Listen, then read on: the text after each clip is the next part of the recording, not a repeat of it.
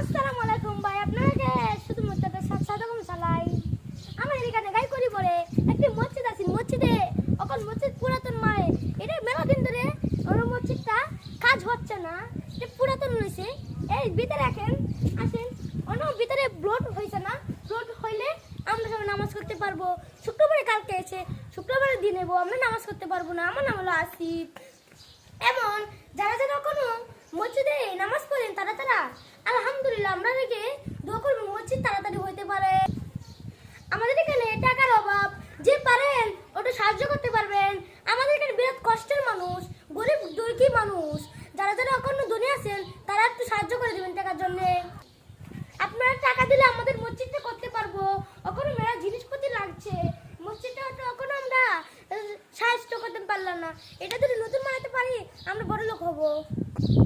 এখানে একটা ওযুখানা বাকি, একটি বাথরুম বাকি, একটি সব কিছু নাই আমাদের মসজিদে। দয়া করে আপনারা সাহায্য করবেন আমরাকে, আমরা খুব দুঃখী, আপনারা খুব ছোট লোক।